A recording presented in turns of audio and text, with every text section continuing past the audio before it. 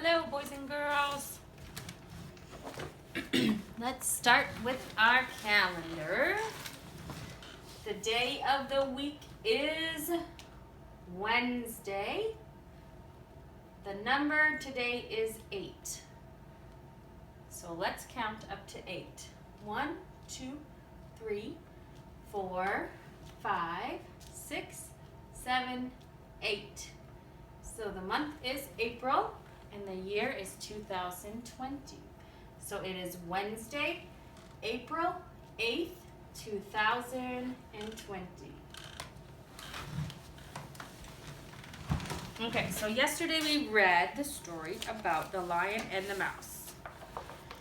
And the lion caught the mouse, but he let him go because the mouse promised that he would return the favor.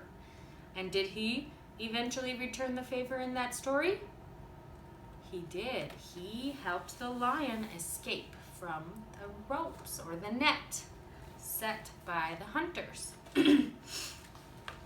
So today we are going to listen to another story. And this story is called The City Mouse and the Country Mouse. Okay? So, once upon a time, there were two mice who were cousins. Do you know what it means if you're a cousin? It means that you're related to them. They're cousins. They're related. One mouse lived in a small, simple house in the country. He's the country mouse. The other mouse lived in a large, stylish house in the city. He's the city mouse. One day, the city mouse went to visit his cousin in the country. The country mouse was very happy to see the city mouse. He invited his cousin to stay for dinner. So there's the city mouse, and he's got a suit and a briefcase and a top hat. And the country mouse, he's got a handkerchief, he's wearing some overalls, and look at, he's got some plants growing and flowers growing and a basket with some fruit. He's got a barn and a horse.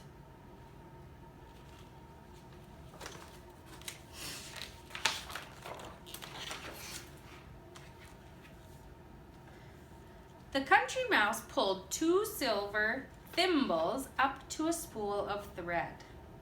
The thimbles and spool of thread became two chairs and a table. He set the table with two acorn caps and a little birthday cake candle. He served a simple meal. They ate ripe peas and corn. As they were eating, the city mouse became less cheerful. Suddenly he said, "Dear cousin, however do you put up with such plain food?"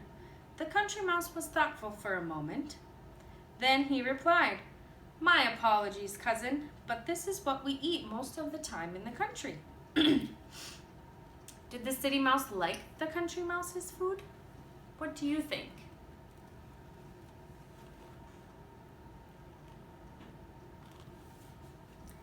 The city mouse promptly invited the country mouse to come with him to the city. "Just wait until you taste the wonderful foods we have in the city," he said. "I can assure you, you will not want to return to the country."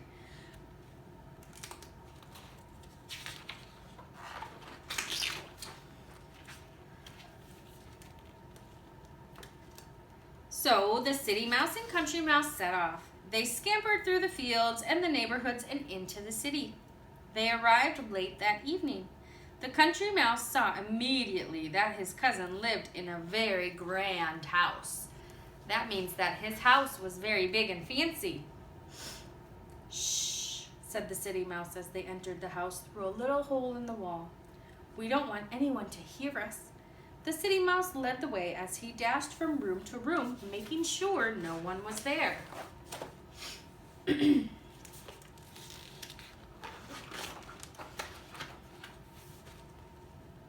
Finally, feeling safe, he waved his arm and invited his country cousin into a large dining room.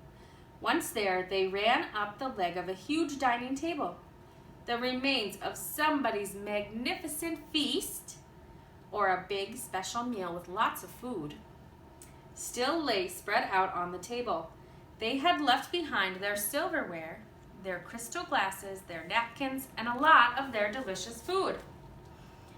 "This is how we eat every day in the city," said City Mouse. The Country Mouse could hardly believe it.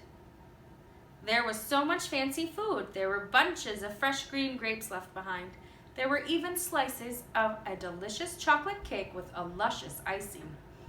There was more food than the Country Mouse had ever seen before. The two mice got busy nibbling away. "Delicious," munched the Country Mouse. "I have never eaten such fine food." Then both mice stopped in the middle of a bite.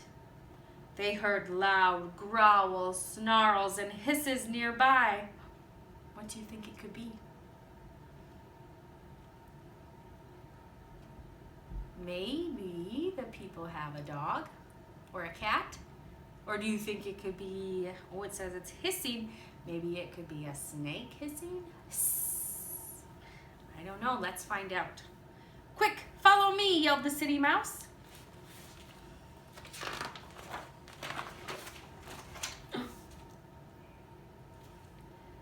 What is it? He scampered to the floor with his cousin right behind him.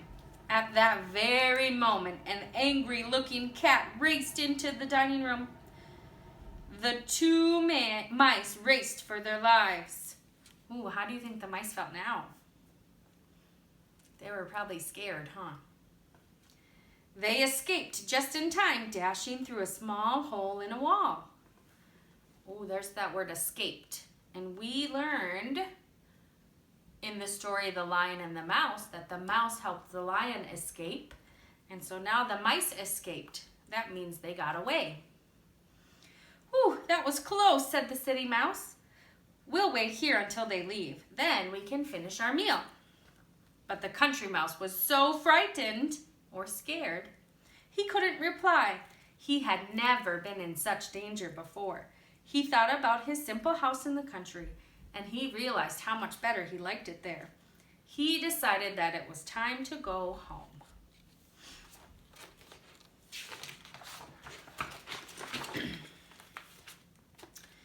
The Country Mouse did not even say goodbye to his cousin. He picked up his belongings and scampered out of the city house. He ran all the way home to the country, where he felt safe and happy.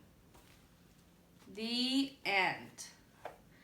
So, each mouse felt the most comfortable in their own home with the things that they were each used to eating. And the moral of this story is there is no place like home.